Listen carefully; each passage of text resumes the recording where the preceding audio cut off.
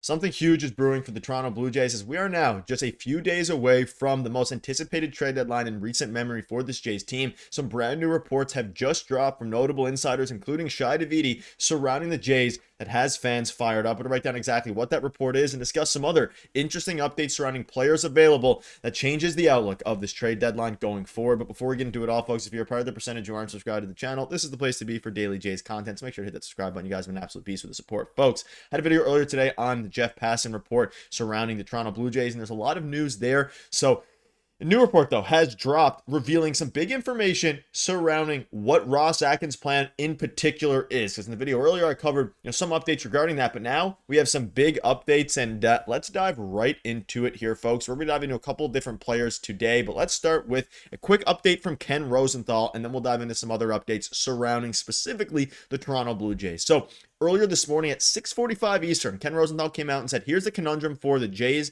and the Dodgers, and he names two of those teams and all other contenders with at least passing interest in adding a top reliever. Do you overpay for an elite controllable late inning weapon such as Mason Miller, Emmanuel Clase, Johan Duran, or Griffin Jax? And it basically just goes on to say that they're going to cost a lot. But within that, he also came out a couple hours after that and said that the Jays are desperate to do something big again. So there's a lot of different things that fans are thinking about right now, because you have a report from a very notable reporter in Ken Rosenthal saying that the Jays are desperate to do something big. You pair that with the report where he links the Jays and Dodgers mainly, and he says other contenders as well, but name drops those two teams as those pursuing an elite reliever such as Emmanuel Clase, such as, of course, Johan Duran. And you start to think, okay, this team probably is up to something big, because at this point, we're now 3 days away from the trade deadline. These reports that come out aren't just coincidence. Like, these are, very legit reports.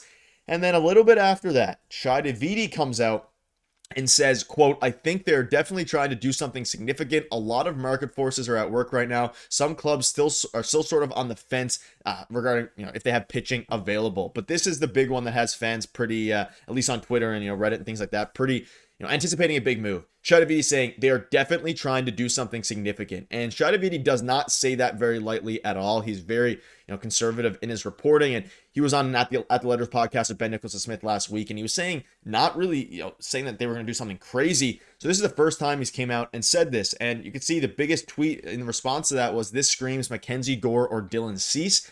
And a lot of people now are starting to think that they're talking about specifically Mackenzie Gore here, which we'll dive into, but I'm also going to dive into Dylan Cease. But this has been two reports in the span of an hour. And of course, at this point, reports are fluid right now. I mean, with days away, a big trade could happen literally any minute, and we'll keep you up to date if it does.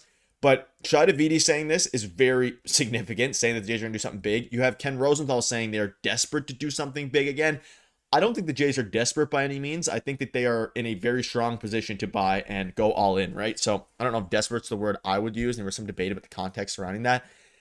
But something big is coming, folks. And obviously, Ross Atkins, there hasn't been a ton of, today's the first day where there's been actually rumors with the Jays being linked in, and there hasn't been specific players linked to the Jays right now outside of course, there's been a lot of them, but I mean in the past 24 hours, outside of this here, talking about Mason Miller, Emmanuel Clase, Johan Duran, Griffin Jax, all those guys, which the Jays were linked to. And we'll have more videos covering, specifically, Johan Duran and things like that. But this is very big news here. They finally, for Shi Davidi to say that they're trying to do something significant and big, it screams Mackenzie Gore or Dylan Cease. And that's the big news here. You pair it with, of course, Ken Rosenthal. You pair it with even Jeff Passan saying yesterday there's about a 25% chance they trade Dylan Cease, which is actually pretty, big, a pretty big chance. That is some big news here. Now, we know things are starting to pick up surrounding the market, and let's look at Dylan Cease for the sake of argument here for a minute. Then we'll dive into some of the more interesting updates. Mackenzie Gore, you can kind of throw into a similar vein. Mackenzie Gore, I think, would cost more than Dylan Cease. Mackenzie Gore is a better pitcher than Dylan Cease, and he is a lefty. But Dylan Cease has higher upside than almost any pitcher in baseball, and he's been the unluckiest pitcher according to advanced analytics in all of the MLB. But this season, a 4.59 ERA. He has a 97 mile per hour fastball. He's averaging 97, which is absurd.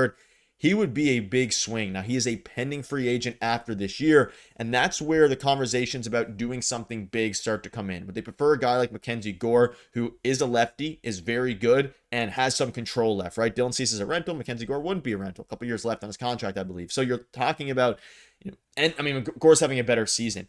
But for me, it seems that they're going to do something, bigger. And a lot of the big conversations this weekend were about the fact that because it's so quiet on the front of the Toronto Blue Jays, like there wasn't many names leaked. Today's the first day where you're hearing actual reports about them doing something big.